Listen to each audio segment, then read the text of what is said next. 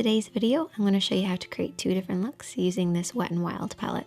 What I've basically done is split the palette into two sections, the top 5 and the bottom 5. Let's start off with the top 5.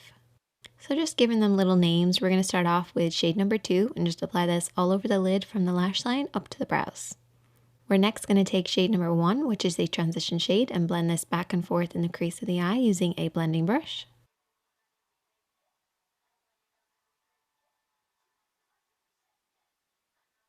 Moving on next, we're going to apply shade number 3, which is a beautiful orangey shade. We're going to apply this all over the lid using a slightly smaller brush this time. Really make sure to pack this color across the lid, but don't blend it up too far. That transition shade is always higher than this shade. And sticking with that same brush, we're then going to apply shade number 5 just on the outer edge of the eye. But very softly sweep it in to make sure it blends with shade number 3 right in the center of the lid.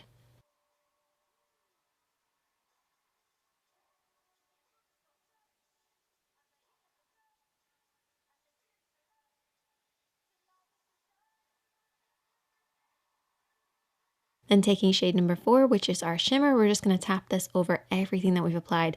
And I'm using my fingertips because I'm not looking to pack this color on. I'm just literally tapping this very lightly just to add a little bit of shine. I've also applied a little bit of shade number 3 just underneath the eye as well. And it's kind of like a warm, smoky eye with a little bit of shimmer. Now for the next look, we had a little bit of a disaster. Basically, that shade number 7, which is my favorite shade from the palette, it just went really patchy, uneven.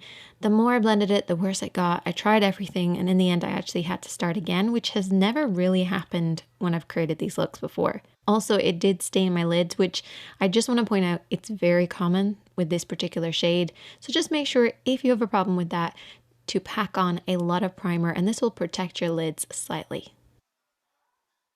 Anyway, let's start this look off again and do it correctly. I started off with shade number 10 and just apply this back and forth in the crease of the eye. This is our transition shade.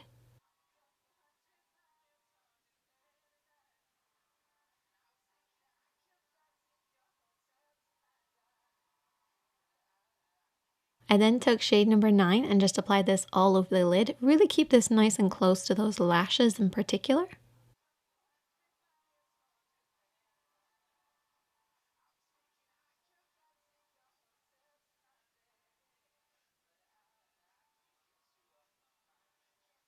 And then over the top of that, I took shade number 8.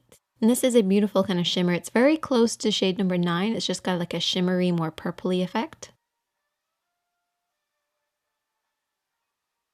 And then I went in with shade number 7 and applied that over the top of shade number 8 and 9, which did slightly change it. What I would actually say to do is just keep applying it to kind of build it up over time. I feel like I went in with too much to begin with, and that's why it kind of disappeared. Also, it is a matte shade, so you kind of need to apply a little bit of shimmer underneath to give it something to grab hold of. But I was pretty happy with how that turned out. I did take a little bit of shade number 6 and 4 and just apply this in the inner corner, and then shade number 7 and 8 and just apply this underneath the eye to bring the entire look together. So it's sort of like a purpley smoky eye. Hope you guys enjoyed this, and if you do create any looks with this particular palette, I would love to see them, so definitely tag me. It's at Sineady, or you can just send them to me on my Instagram DM. I love seeing your work and I'm always really inspired by it, so definitely let me know if you have created looks with this and what combinations that you use, because I would love to know, and I'll see you guys in the next one.